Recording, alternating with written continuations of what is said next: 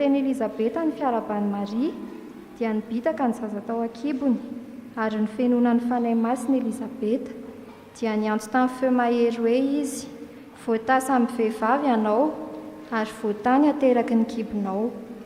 Avy aiza no ahatongavan'izao amiko no mba vangin'ny renin'ny tompoko aho fa indro raha vao renin'ny sofiko ny feon'ny fiarabanao dia nibitaka noho ny hafaliana ny zaza ato an-kiboko ary sambatra ianao izay nino fa efaina izay zavatra nampilazain'ny tompo taminao. Amen.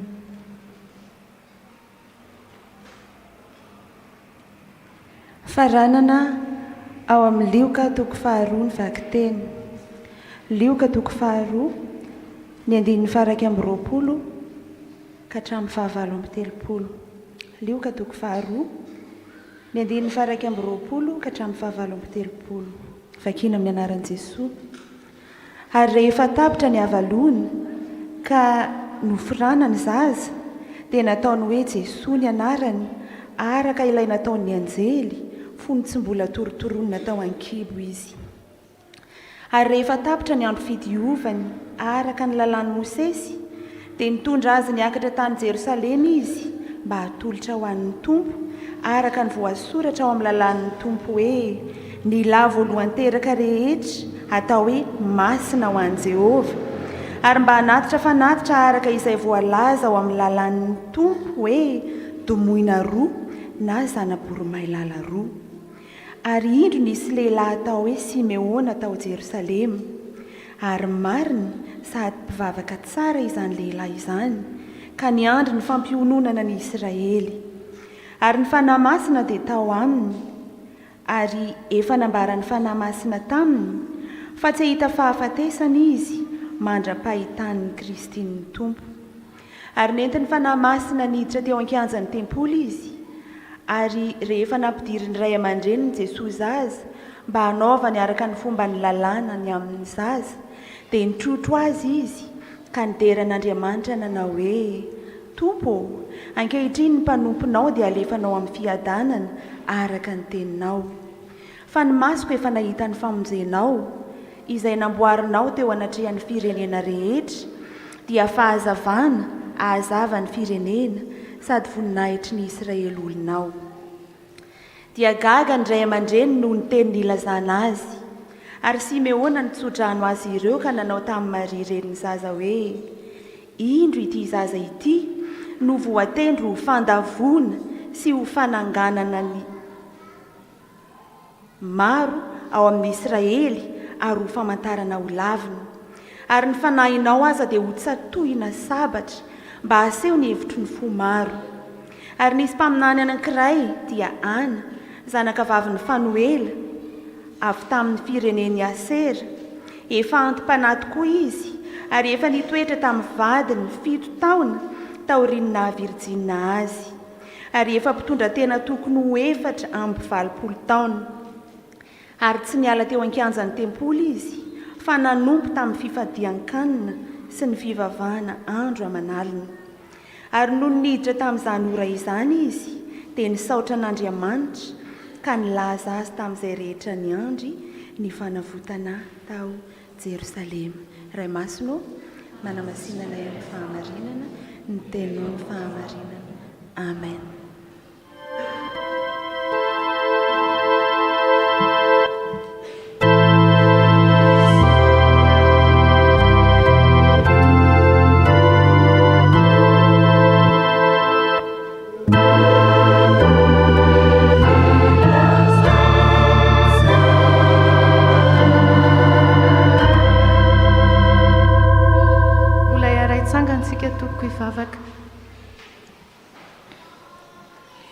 Ry Andriamanitra rainay tsara indrindra o, rainay amin'ny alalan'i Jesosy Kristy tomponay ianao misaotra sy midera ny anaranao izay fa mbola afaka nandrindray ny teninao mantsy a dia ainao an'izay mahazo azy ary fahasalamana ho an'ny nofo rehetra koa tehirizany tiam-ponay izany tompo dia mangataka amin'ny fanahinao masina hatrany izahay hiasa indray aty anatinay indrindra fa ho amin'ny mpanomponao izay hitory ny teninao aminay. Dia mitenena mandrakariva tompo fa vonona ihany izay ny teninao dia amin'ny anaran'i Jesosy Kristy tomponay nanaovana izany vavaka izany. Amen.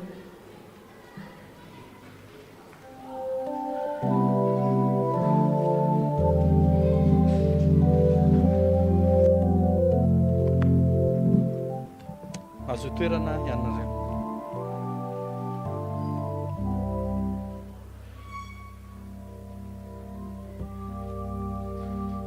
Ho aminareo ry havana ny fahasoavana sy ny fiadanana avy amin'Andriamanitra ray sy Jesosy Kristy tompontsika. Amen. Betsaka ny olona havana ny manontany hoe inona moa izany mahasamihafa an' Jesosy amin'ny olombelona. Ary eo ambadika izany izy dia te hilaza fa mandahy ilay maha-Andriamanitra an' Jesosy mihitsiny ny tiana voatra ao ambadika izany. Zanaky Josefa, izany no anambaran'ny olona ao amin'ny filazantsara azy. Fa ny filazantsara amin'ny Matio eto dia manomboka ary manazava fa hoe araka ny fanekempinontsika ihany koa no torotoronina tamin'ny fanahy masina i Jesosy Kristy. Izany hoe tsy avy amin'ny nofo amandray ihany izy fa avy amin'Andriamanitra, ary izany fanahy izany no antoka mahamesia an'ilay Jesosy Kristy, mahampamonjy azy ary nahatonga azy antsoina hoe zanak'Andriamanitra ihany koa. Dia voalohany ary havana dia hoe Jesosy Kristy zaza nateraky ny fanahy masina. Ny amin'ny 9:20 sy ny 20 ny amin'ny Matio toko voalohany teo jerentsika. Jesosy Kristy dia zaza nateraky ny fanahy masina, tsy toy ny zaza rehetra ny amin'ny hoe torotoronina tamin'ny ota, fa ny fanahy masina ny tonga tao amin'ny Maria dia nahatonga ilay zaza tao an-kibony. Ary voalaza hoe rehefa nanaiky Maria renin'i Jesosy ho fofombadon'i Josefa, raha mbola tsy mivady izy dia hita fa nitoejaza tamin'ny fanahy masina i Maria. Amin'ny 9:20 midika izany ry havana fa mbola tsy nivady izy ireo, mbola tsy nisy firaisana ara-nofo tao, kanefa dia efa nitoejaza raha zazavavy. Midika izany hoe tsy tamin'ny ota akory no nanotorotoronan' Jesosy, fa ilay fanahy masina tonga tao amin'ny Maria no nampitoejaza azy. Dia nateraka izy izany hoe tsy tamin'ny sitrapon'olombelona fa tamin'ny sitrapon'Andriamanitra.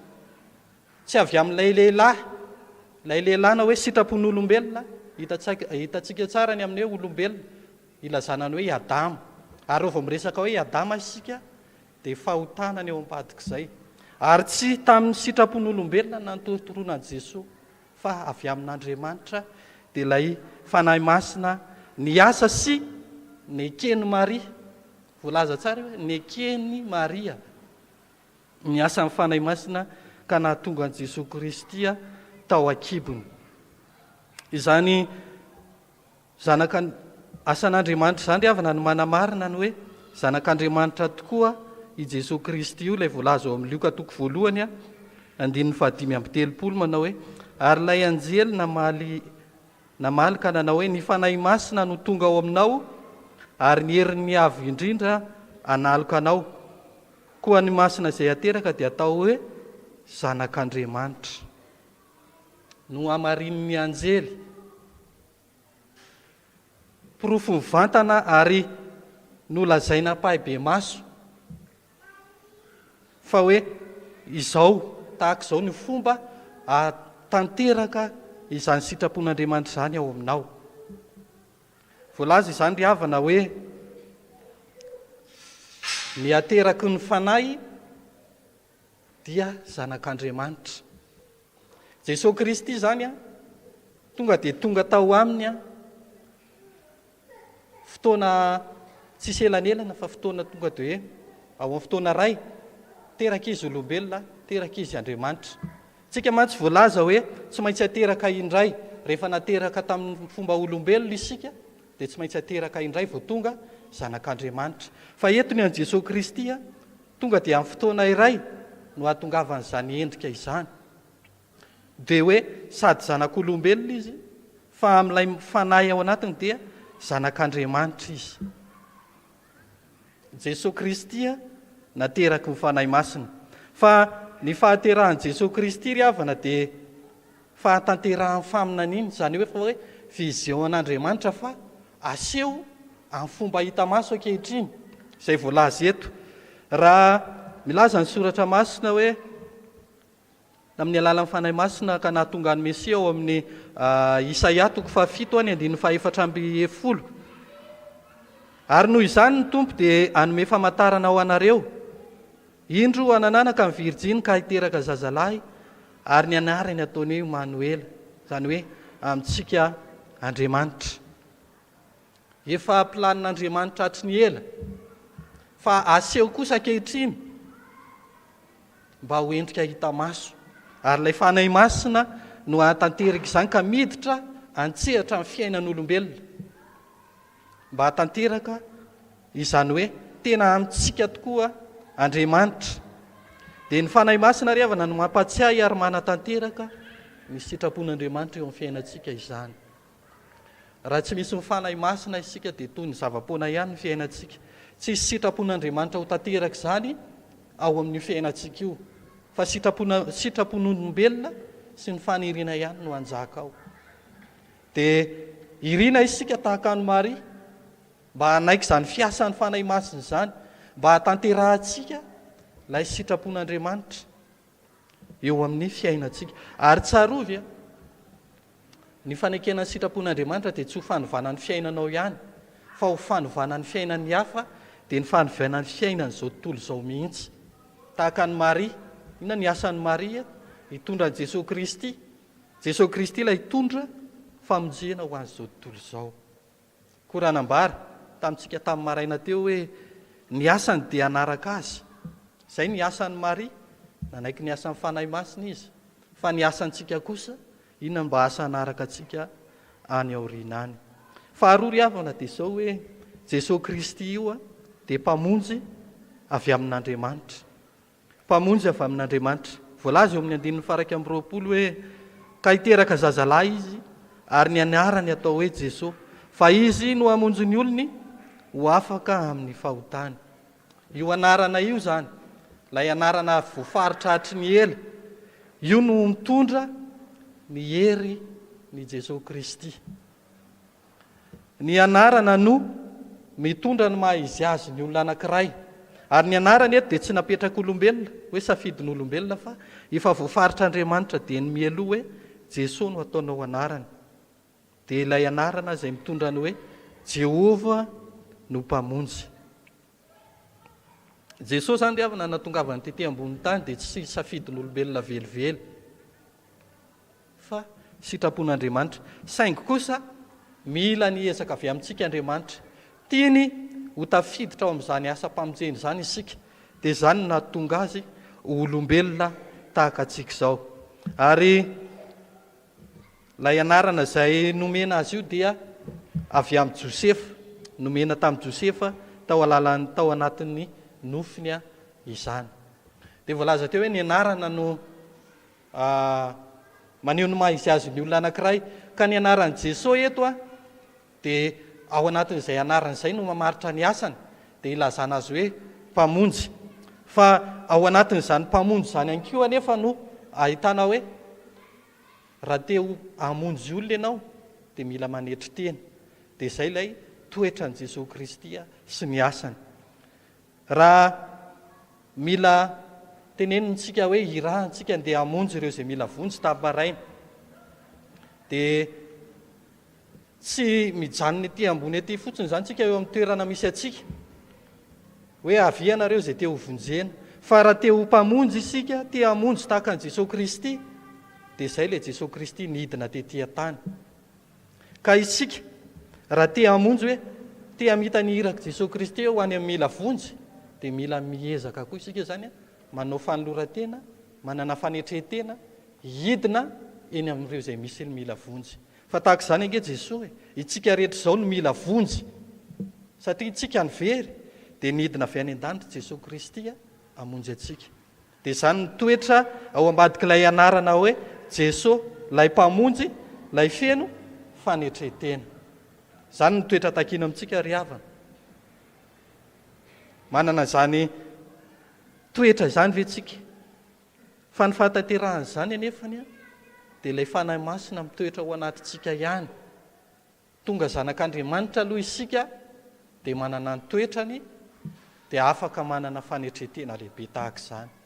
Fa tsy vitan'ny maha-olombelona atsika fotsiny zany fa nandeha iain'ny fofona fotsiny ara dia efa mety tsy zaka atsika fa Jesosy rehefa niasa dia teny amin'ny mila vonjy izy no nitoetra teny amin'ireo izay volikilika ny fiarahamonina ka ny famonjena eto ry havana dia tsy araka ny hoe famonjena ara-politika izay fiheveran'ny jiosy tamin'izany fotoana izany hoe tonga ny mpanjaka nanafaka atsika migejany romanina fa anafaka amin'ny ota no ilazana ny hoe mpamonjy eto ary Jesosy ilay nateraka ny fanahy ilay mpamonjy dia izy ilay zanak'ondry tsy misy kilema. Ahoana moa ny ilazana izy hoe zanak'ondry tsy misy kilema? Satria ilay nitorotorona tamin'ny fanahy fa tsy avy amin'ny sitrapon'olombelona izany. Fa ny asan'i Jesosy ihany koa amin'ny mampamonjy azy ry havana dia ao anatin'izay voafaritra ao anatin'izany ihany koa ilay hoe Jesosy Kristy mpampihavana. Mpampihavana izy satria izy no nitondra antsika ho amin'ny fifandraisana vaovao amin'Andriamanitra.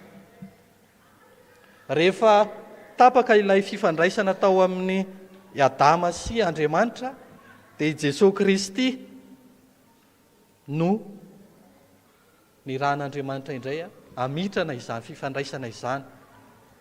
Ka ao anatin'ny fanahy ihany koa, ny asan'ny fanahy masina ihany koa no ahafahantsika manao izany asa fampihavanana izany izay anirahany tompo antsika izany ry havana. Sambatra ny mpampihavana fa izy no atao hoe zanak'Andriamanitra. Ary tsy soratana fotsiny izany ry havana na vakiana fa tena takian'Andriamanitra izany mba hiainantsika amin'ny maha-kristianina antsika. Mpampihavana ve ianao eo amin'ny fiarahamonina? Sa ianao ilay mpampisaraka? Vao mandalo dia fa hoe ialao. Sa ianao ilay mpampihavana ka hitangoronan'ny olona, anatonan'ny olona? Ny fanahy masina. Fanahy masina izay nakeny Maria hitoetra ao aminy na tanteraka izany tao amin'ny Jesosy. Dia androany ny fanahy masina ihany koa no raiso ary angatao mba hahatonga anao mpampihavana, mba hahatonga anao isan'izay mpamonjy olona ho an'ireo izay mila vonjy. Meteza ary ho ateraky ny fanahy mba ho tonga zanak'Andriamanitra koa ianao. Fa izay ry havana ny amin'ny hoe toetran'i Jesosy Kristy amin'ny maha zanak'Andriamanitra azy. Fa ndeha hoe jerentsika ny amin'izany hoe inona ary no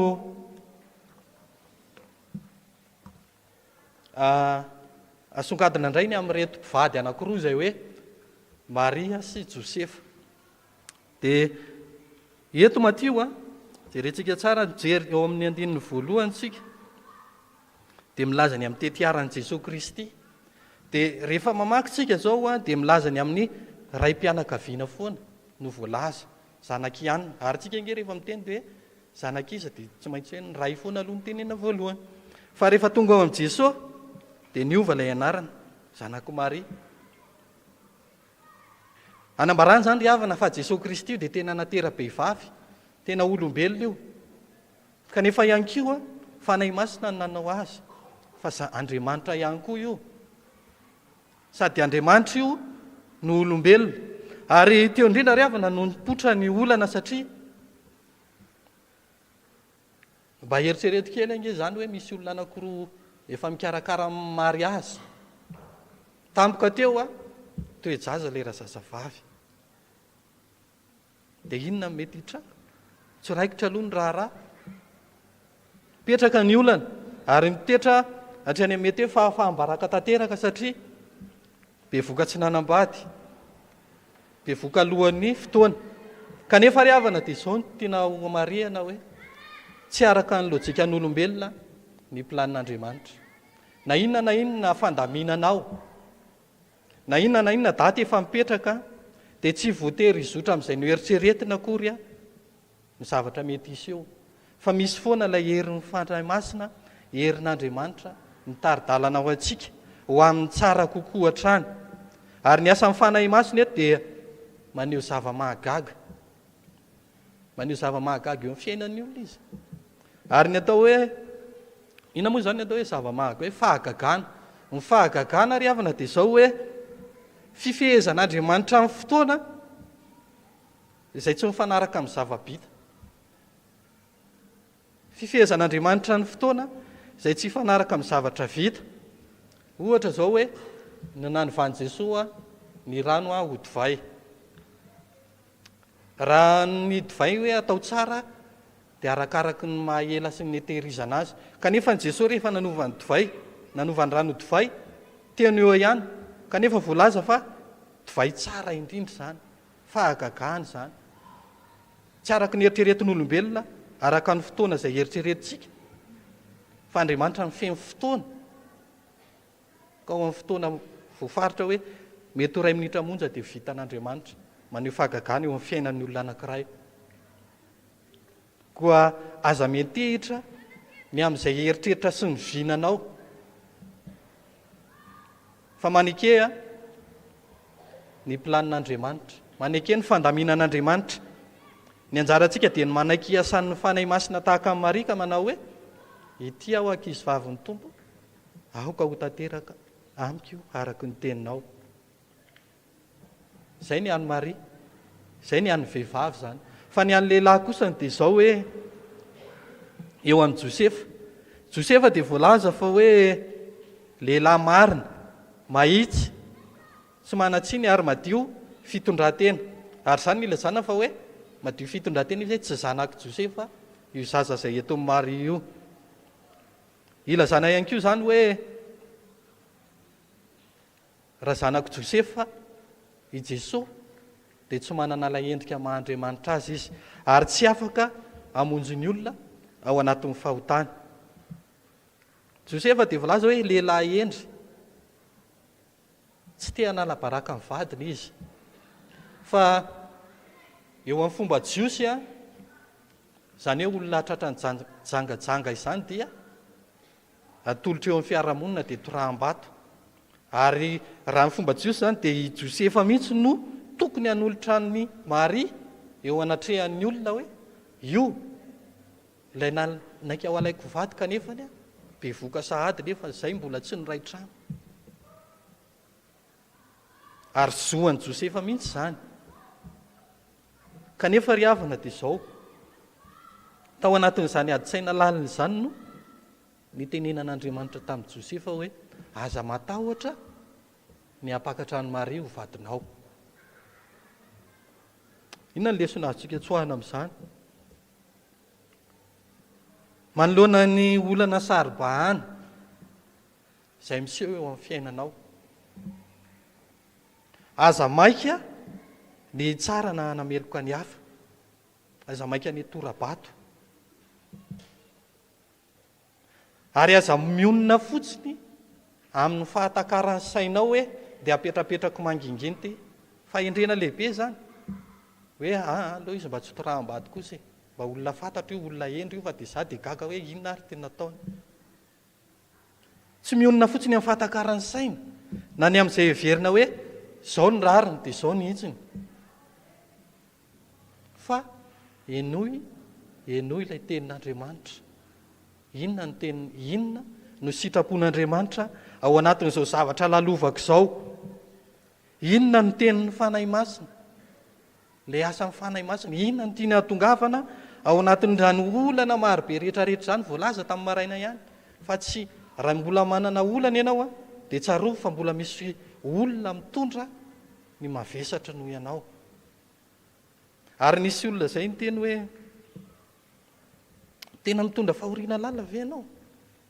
Ndana hozy izy makany am-ponja dia matoriny ray alina miaraka amin'ireo gadry ireo.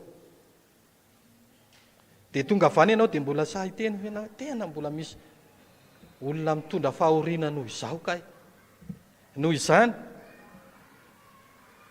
eno ny tenin'Andriamanitra. Eno ilay bitsiky ny fanahy izay miteny aminao. Ary izany tsy andrasana fotsiny ry havana, fa ny famakiana ny soratra masina no itenenan'Andriamanitra aminao isan'andro isan'andro, anehoany aminao ny sitrapony. Hoe inona indray ny sitrapon'Andriamanitra ao ataoko amin'ity an'io ity. Ampianao an'ilay vavaka tamin'ny maraina hoe Tompo, omeo ahy ny olona mila vonjy ary omeo ahy izay tiany ambara aminy, izay tokony atao aniny. Manoloana ny olana saribana iaho dia aza mionona fotsiny amin'ny fiheveran'ny saina na amin'ny fahalalana izany, fa miantehera amin'Andriamanitra dia aoka amin'ny fanahy masina no ho mpanolotsainanao. Satria izany tokoa ny asa amin'ny fanahy masina, mampianatra izy manolotsaina, mampatsiahy izay zavatra tokony ho atao, na ny zavatra tokony na ny zavatra efa lasa izay mbola tokony hiverenany. Dia angatahana mihitsy izany ry havana manoloana ny fanapahan-kevitra tokony ho raisiny, dia aza maika ny andray fanapahan-kevitra. Eny fa na dia hoe zavatra fanapahan-kevitra tsy tena lehibe eo amin'ny fiainana azy, fa mety misy zavatra kely anankiray izay voalazantsika hoe singam-bolo mandavo ny vosotra. Ilay safiditsika izay tsy noeritreretintsika ho tena zavatra iny no hanova ny fiainanao ka tonga anao ho very. Sanatria izany ry havana fa matokian'Andriamanitra dia apetrao am-pelatanan'Andriamanitra ny fiainana, fa izy manana ny planina tsara ho anao. Reto mpivady anankiroa reto, Josefa sy Maria, dia nanana ny planina, kanefa mialohan'ny zavatra rehetra dia Andriamanitra mbola manana tsara, planina tsara lehibe nge ry havana, izany hoe ianao nitondra zanak'Andriamanitra hanavitra izao tontolo izao, miainga avao aminao, miainga amin'ilay tokantranonao io no hamonjena olona marobe. Dia tsy tiantsika ve izany ry havana? Hitoeran'ny fiadanana, hitoeran'i Jesosy Kristy ilay fiadanana. Dia mety zary ho tahaka ny Maria sy Josefa. Maria nanaiky, Josefa nanaiky, izany no ahatongavan'ny tokantrano sambatra. Ny mpivady no miara-manaiky ilay sitrapon'Andriamanitra, dia ho lavirary, ho tanteraka tokoa ny fifaliana ao anatin'izany tokantrano izany. Feny havana dia izao hoe ny fomba tokana haterahan'i Jesosy olona dia izy natera-behivavy tao amin'ny Maria. Fa ny faharoa, fomba tokana haterahan'i Jesosy ho Andriamanitra dia izy no torotoronin'ny fanahy masina tao amin'ny Maria ka manan'Andriamanitra ho rainy. Ireo fomba ireo ihany no tanteraka dia noho ny asan'ny fanahy masina. Tsy zavatra tanteraka izany eo raha tsy ny fanahy masina no miasa, ary sika olombelona dia manaiky izany asan'ny fanahy masina izany anjaka ao anatsika. Dia mitady olona Andriamanitra ry havana, mitady olona tahaka amin'ny Maria sy Josefa, olona tsotra teo amin'ny fiarahamonina, tsy olona be, tsy olona tonga lafatra, tsy mitady olona tonga lafatra Jesosy hoe ty zavy dia mendrika an'izany, fa ny fanoloran-tenanao no ilaina hoe eny, ity aho irao aho, ity aho ankizy vavy ny Tompo, aho ka ho tanteraka amiko araka ny teninao. Dia tsarovy fa ny fanapahan-kevitra aho dia tsy ho an'ny fiainanao ihany fa ho an'ny olona manontolo. Dia ho mpizara fiainana ianao ho mpizara fiainana tokoa ange ianao. Voninahitra ao an'Andriamanitra irery ihany fa ho amintsika kosa ny tenin'ny Tompo. Amen.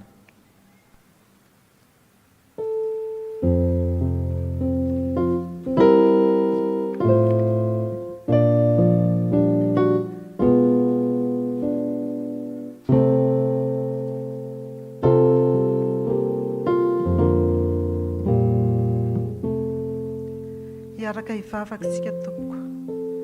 Ry ray masina sy be famindram-po, miondrika eto anatrehanao izahay ankehitriny, misaotra anao noho ny famonjena lehibe, naloranao ny zanakao ho tonga nofo tamin'ny alalan'ny fanahy masina, ka niara-nonina taminay mba hamonjy anay ho afaka amin'ny fahotana. Tompo, mamindrafo aminay, tsy matoky, tsy tanteraka, tsy pakatoanao izahay, ary indraindray dia misalasala ny amin'ny sitraponao ka mampalahelo ny fanahinao masina. Tsy mendrika izahay, nefa amin'ny fitiavanao tsy manapetra dia nasehonao, fa amin'ny famonjenao dia ho amin'izay mino sy manantenanao. Koa mitalao aminao izahay, hiasa mahery aminay ny fanahy masina ka hanananay fahamasinana amin'ny famponanao, ary fanetretena homendrika anao. Koa amin'ny fotoritory sy mangorakoraka no anatonanay ianao lay zanak'ondry tsy misy kilema, mangataka famindrapo avy aminao izahay. Miangavy anao izahay mpamonjy eo, avao izy amin'ny herin'ny fanahinao masina ny sampana sekoly Alahady, ny mpampianatra, mba ho mpanompo mahatoky ny mpianatra, ho mpianatra makatoa, hitondra tena tsara, ho endry, ka vonina anaraka anao amin'ny fahazotoana.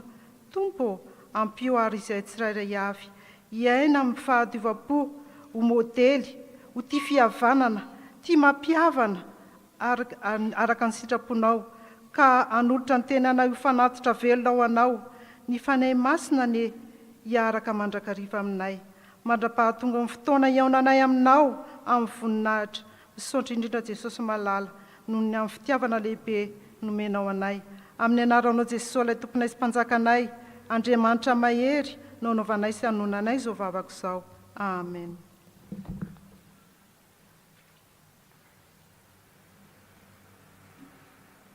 Ho anao izay afoniota ka anaiky marina ny iraky ny tompo iavana, dia mitsangana raisoa amin'ny finoana ny teny famelan-kely koa izay omen'ny tompo ho anao. Hoy ny tompo hoe, dia ho fafazako rano madio ianareo ka adio, ary omeko fo vaovao ianareo, ary fanahy vaovao no ataoko ao anatinareo, ary esoriko amin'ny nofonareo ny fo vato, ka omeko fo nofo ianareo.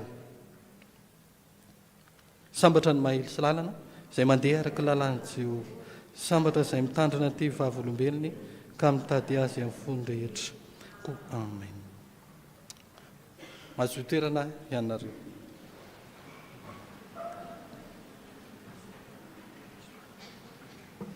Ataontsika eo am-panaovana an-drakitra ny hira fa 5:570. Hira fa 5:570.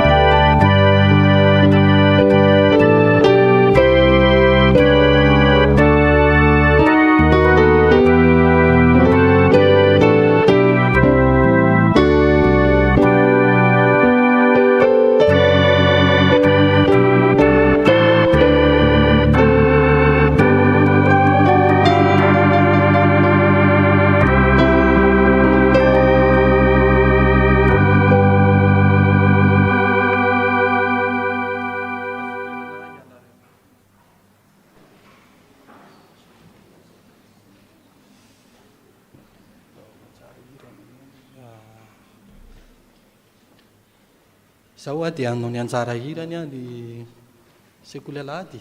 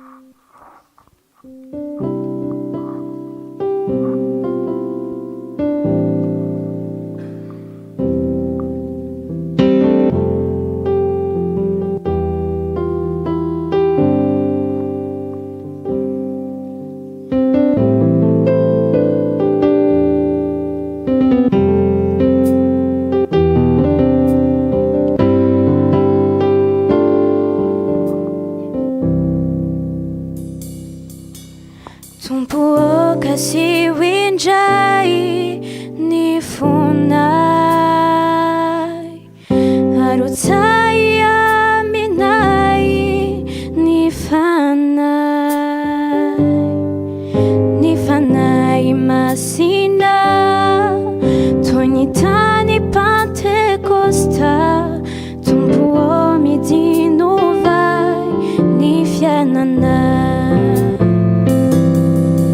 Tompo kasi indray ny fona, arotsay aminay ny fanahy masina.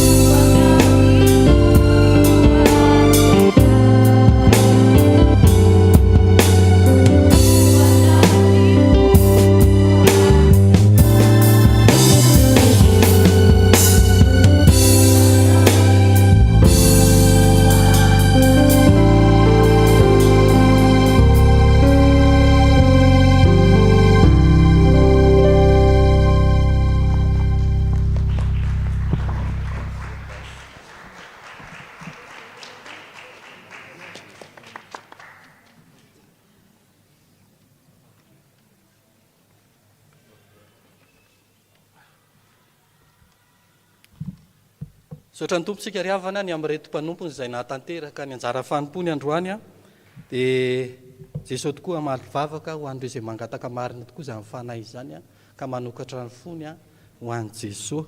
Dia mankasitraka anareo a Sekoly Alahady, ao amin'izany Sekoly Alahady izany no fototra hiaingana hiainana amin'ny tenin'Andriamanitra, ka dia mbola kely ny ankizy a tetezaina ho tia sy hiaina amin'izany tenin'Andriamanitra izany.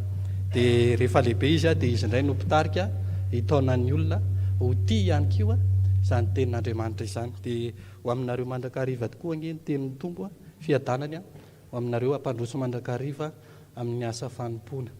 Dia hitsangantsika riavana marina fotoana handray a ny tsodrano. Ny hira fa 7:70 no ataontsika, indro zazakely a zanaky Maria, andinin'ny voalohany sy faharoa no ataontsika dia apetraka ny tsodrano.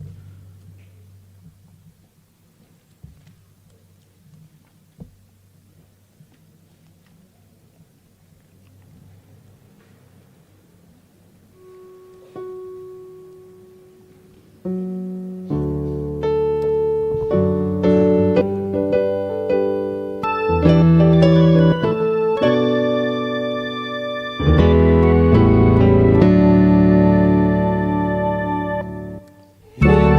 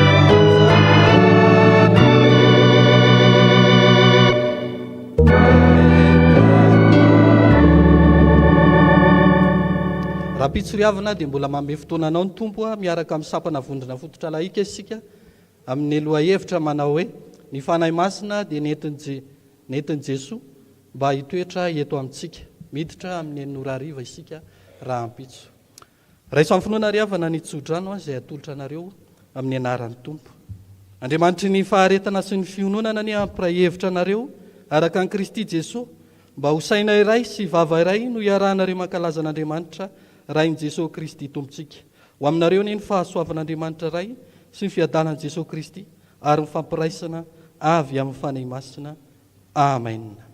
Ho an'Andriamanitra irery ihany ny voninahitra amin'ny anaran'ny Ray sy ny Zanaka ary ny fanahy masina amen. Mandiana amin'ny fiadanana.